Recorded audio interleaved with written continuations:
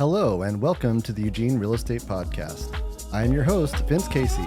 This is the first podcast devoted entirely to the Eugene real estate market, where every month we bring on local experts to discuss current trends to help us navigate the ever-changing landscape that is real estate. The Eugene Real Estate Podcast is now sponsored by House to Home Construction. House to Home Construction. Love where you live. This month's guest is Issac Judd. Issac is the owner and principal broker at Hearthstone Real Estate. His company currently occupies the oldest commercial building in Lane County, located in downtown Eugene. He is also the president of the board of directors at Square One Village, where they work to provide low-cost housing to people in need. Issac, welcome to the show. Thanks, Vince. I appreciate it. Thanks for the invitation. Oh, thank you so much. You're such a vibrant soul in the real estate community, and we're so excited to have you on. So how did you get started with advocating for fair and low-cost housing?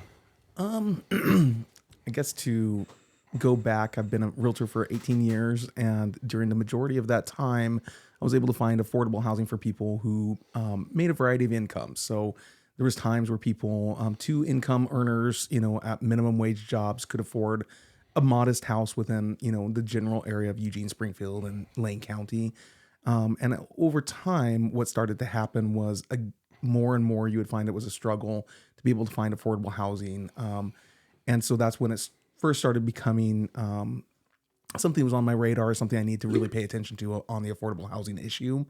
But then as time went on, we started noticing that, teachers were struggling, police officers, firemen, like all these people who we want in our community were struggling in order to find affordable housing within our area. And so at that point, I think that I just started to have opportunities to become involved with policy and working on different things. And so that's where I started to become more passionate about affordable housing issues.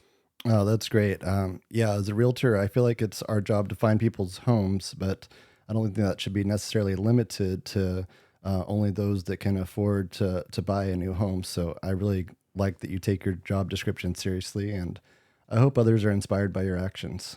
Oh, thanks a lot, Vince. I appreciate it. And thank you for what you're doing in our community too. Oh, thank you. Yeah. So I wanted to start off with some statistics. Last month, we had about 225 new listings go active in Lane County, and about 320 listings went pending. So we're still in a pretty strong seller's market, but this really is kind of a tale of two markets. If you divide those numbers at the $500,000 mark, everything under $500,000, we had 121 listings go active and 210 go pending. So still really strong sellers numbers. But then everything over 500, we just had 94 new listings go active and then 113 go pending. So once you cross that threshold, it really is more of a balanced market. So if you're looking for a good time to upgrade, this might be it. So last month, we were talking about the market being down overall and there being new opportunities for first-time home buyers to get into the market. I've certainly noticed activity pick up. I had a listing go on last fall that kind of sat on the market for like over a month, and we decided to withdraw it. And we just put it back on the market and received 3 really strong offers. What has activity been like for you and your agents over at Hearthstone? Yeah, over at Hearthstone, we've had a variety of people. We have some people who are struggling, with the low inventory and the higher interest rates. Obviously, is making it more difficult for people to afford the same homes. But we are encouraging people to think of it as a short-term situation where if people get into a home at a higher interest rate, maybe stretching their budget, but in the future, they're probably going to have an opportunity to refinance and bring that payment down. So it's a struggle for people when the payments go up, but it also is an opportunity to lock in a slightly lower price than has previously been available to them. Yeah, it's definitely a unique time. I'm currently only working with one active buyer right now, which is new for me. Usually in the spring, I've got about 5 or 6 people that are searching, pretty regularly. So I think one of the reasons for extra activity on listings is because there just isn't much on the market right now. APR rates haven't made a significant drop recently, so it really all comes back to the housing crisis we're in. You hear the word crisis a lot pertaining to housing. And I think of myself, if I was in a crisis, like I'd be huddled up on the couch, calling my mom, drinking tea, reaching out to my community for support. But what are we doing in our housing crisis? What does it actually look like? We hear that term used loosely. How many houses are we behind, and what are we doing to create more housing? That's a great question. We're not doing enough. I'll say that. We're not building enough, both in rental and owner occupied homes. We're not building nearly enough to keep up with the demand. Just a quick note. I'm going to pull up. I did a little research for you. Do you want to take a guess, Vince? Are you ready to take a guess at how many residential permits were issued for the city of Eugene in 2022? To build a new house? House, apartments, anything? 300. No, a little low. So it was 877 new units in our community. And of those, 665 of those were apartments. So leaving the remainder to be single family homes. So we're not building nearly enough to keep up with the demand in our community. So, what would we need to build to match the demand that's out there for housing right now? I phoned a friend, and then what they said was that we needed about 6,000 units over 5 years in order to keep current with the demand that we have. But that doesn't necessarily backfill the entire amount of need that's there in our community currently. So we're not doing nearly enough. And there's a variety of reasons. Lumber was a big one. Maybe a year or 2 years ago during the pandemic, lumber prices shot up. Labor costs are really high, which, I'm for labor. We want to see people have good wages and get paid, but it does contribute to the cost of housing. And the third issue is land. And we don't have nearly enough buildable land. Gotcha. So, is there anything that we could be advocating for on the government side to try to increase the number of housing that we're building? I know that we're looking at expanding our urban growth boundary out in the Bethel-Danabo area. Is there anything else that just isn't happening yet that maybe we can make the ball drop on? Well, I think there's lots of things that we can do to advocate, making it easier to streamline, the permitting process, working through those things to where projects don't get delayed and endless, barriers before they start getting the ground broken for projects is a big, important thing. The upfront development cost is something that I know they're working on the state level in order for, especially around the nonprofit community. The state is looking at funding some of the upfront costs, which I think will be a big benefit for people who are looking at taking on affordable housing projects. I know that's something that's being looked at. So that would be a big one in the affordable housing community. In our world, I think, yes, we do have to move the urban growth boundary out, but also at the same time, we need to be building denser housing along the way.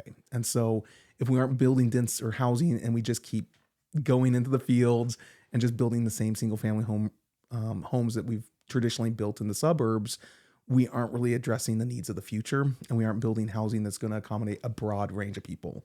So we're going to just simply be building this one profitable thing, which is the large single family homes. And you'll see those in the big developments. Even over in Springfield here, you'll see the big field over off of Marcola Road. And I was so disappointed when I saw how many just single family homes were going in there. And so I was delighted when I saw the apartments going in and some different things, because we need a community that accommodates people of a variety of incomes, a variety of backgrounds, and a variety of housing needs. And when we have that, then we can actually have a vibrant community. Absolutely. Well, I'm having Lori on next month, and she's going to talk a lot about infill, so that'll play along nicely with what you just brought up. It's kind of hard to mention the housing crisis without mentioning some of the victims, which of course is the houseless community, which is a difficult topic in Eugene because a lot of folks think of the homeless population and they think of the problems we have downtown, or they think of addiction and criminal activity. But there are also veterans of foreign war whose mental health is declining due to trauma. There's also single mothers trying to escape abusive situations, minors doing the same. It's easy to look at an overwhelming task and just throw your hands up and say, I give up. So as someone that is trying to create positive change, what can we do as a community to pitch in and helping with the houseless issue? I mean, thank you for bringing that up. I think it's a great way to frame it is, how do we help, as our real estate community, how do we help with this, issue? I think number one, I would encourage us all to remember that each of those people is an individual with an individual story. Nobody, nobody at age 5 or 6 says, "Hey, I want to grow up and live on the streets." That's not anybody's goal. There's a series of circumstances and a story behind that that causes people to end up in that situation. And so I think we have to acknowledge that up front, and then realize that we're not going to have a one solution that's going to accommodate everything. There's a variety of reasons that people will end up without a home. And so, there's lots of people looking at it, smart people. But I mean, the honest truth is the biggest reason why we don't have, why people are on the streets is we don't have enough affordable housing. Just genuinely, that's true. If we had enough affordable housing, yes, we'd still have addiction issues. Yes, we'd still have mental health issues, but we would have a place that people could safely get into recovery, that people could safely live and get their needs, start to get their needs met. When people are on the streets, it's impossible or close to impossible in order to really get stabilized and get into a situation where they can actually, grow and thrive and start living that life that's a little bit more,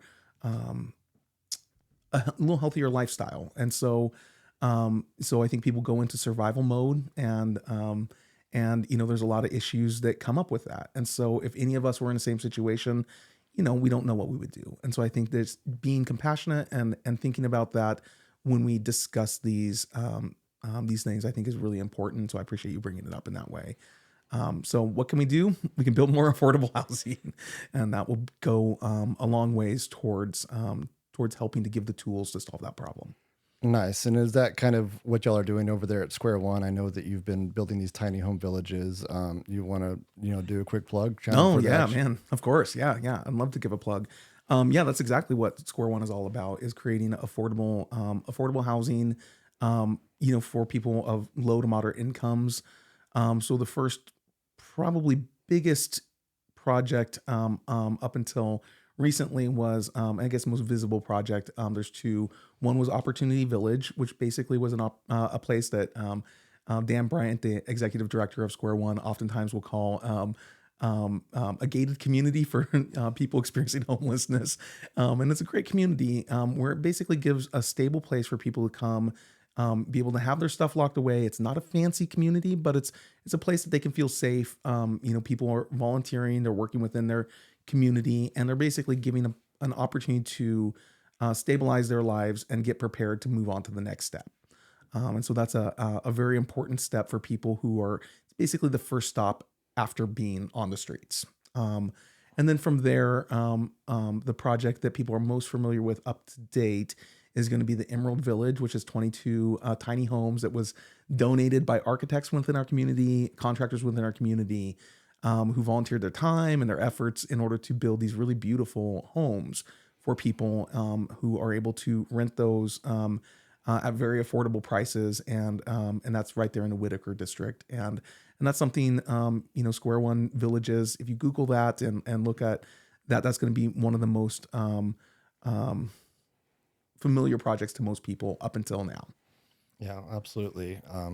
That's one of the reasons I'm so proud of Brian and Kelly for gathering resources and creating the Alder House project. Not only did they get some people in need, but they also chose the most vulnerable group, underage women. What a crucial place to make an impact. Not everyone is a dynamic power couple like Brian and Kelly that have an army of agents as a resource. For someone that wants to make a difference but might only be limited to, say, giving $20 or volunteering, what programs out there are making the biggest impact in our local houseless community? Well, I think first of all, I think that the mindset change is, I think, what is really important. We each have people around us that listen to us and hopefully pay attention and trust us. And so I think that changing our mindset around how we talk about these issues is, I think, the most crucial thing that we can do. Because if we're able to head off that idea that, all people are, people who live on the streets are bad people, these are not our neighbors. These are our neighbors. One of the biggest groups of people who um, have experienced homelessness in the last while, or newly experienced homelessness, is people our grandma's age. People who maybe stayed at home or worked at minimal jobs while they were raising families.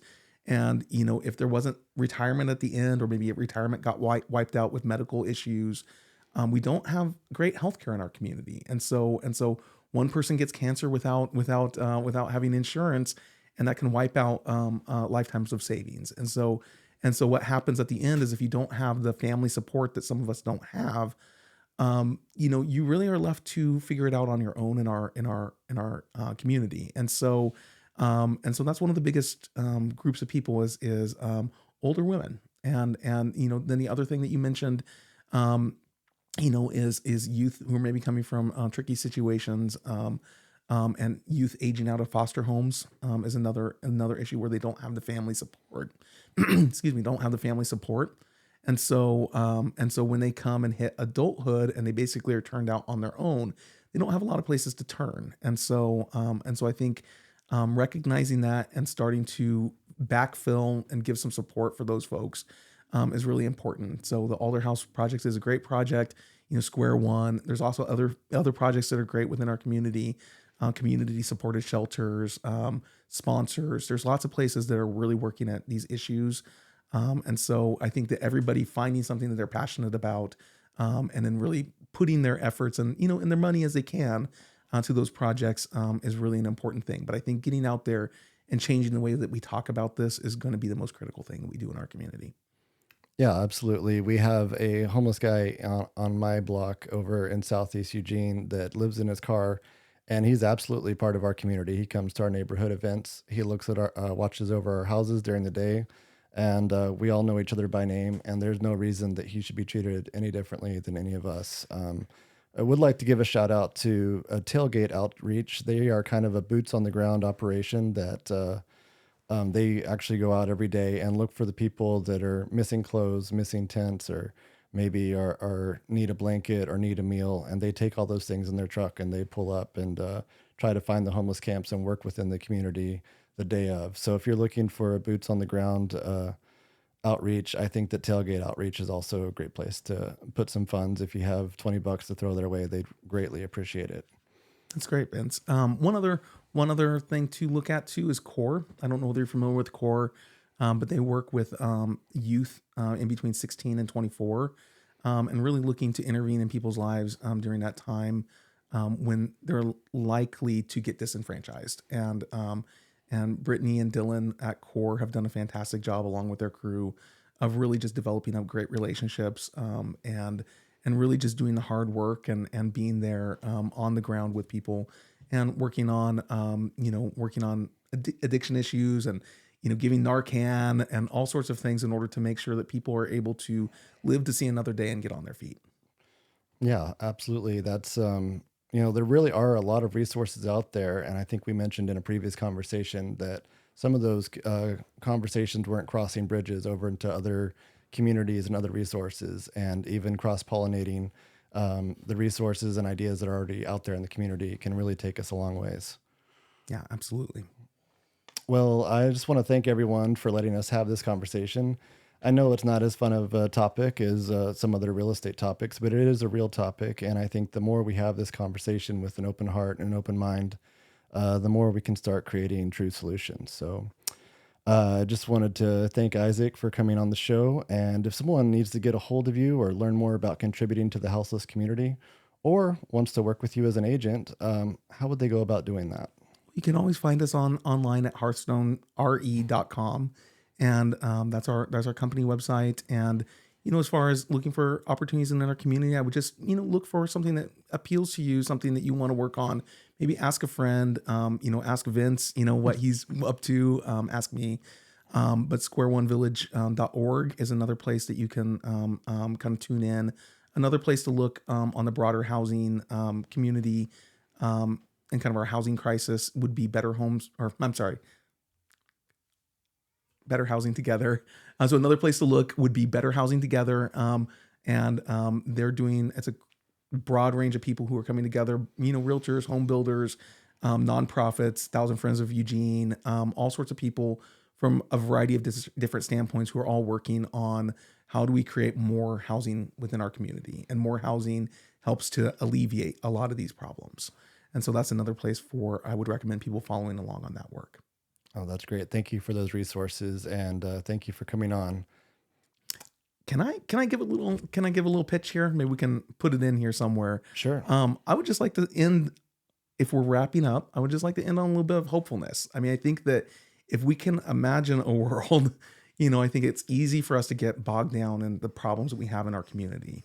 But I also think that we have a lot of wonderful people, who are working at things within our community. We have, a broad range of artists and, professors, students, working class folks, all working in our community. And it's a really diverse, a really diverse group of people, from a variety of backgrounds that all live here in this area.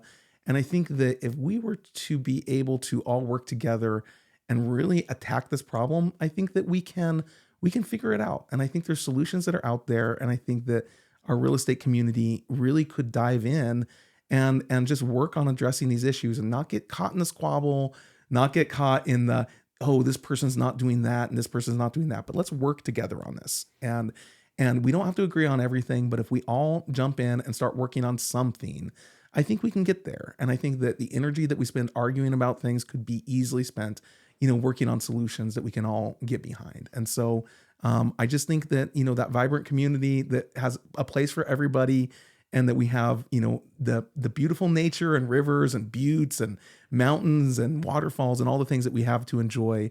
I think that we will feel so much better as a community if we just know that we're taking care of our neighbors, no matter what their incomes are. And I think that that's something that we can focus on together and just realize that we're all in this together, no matter how much you make or what you do. Yeah, thanks for bringing that up. I definitely feel like anytime bureaucracy gets involved, it kind of muddies up the water, and that it really is kind of up to us as a community where we can do things, boots on the ground, as needed, as whenever you see a need, just take care of it.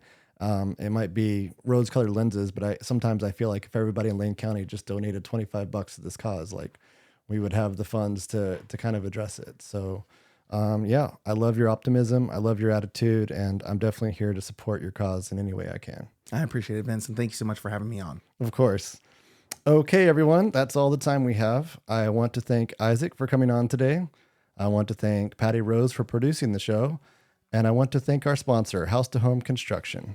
And I want to thank all of you for listening. Next month, we will have Realtor of the Year, Lori Stenchel. Good night, and I'll see you next time. If you have a question for the show, feel free to email us at eugenerealestatepodcast@gmail.com. If you would like to work with Vince Casey as a buyer or seller, please email him at vincecaseyrealestate@gmail.com. Be sure to mention this podcast with House to Home Construction to receive up to $500 off any roof bid from a competitor in writing.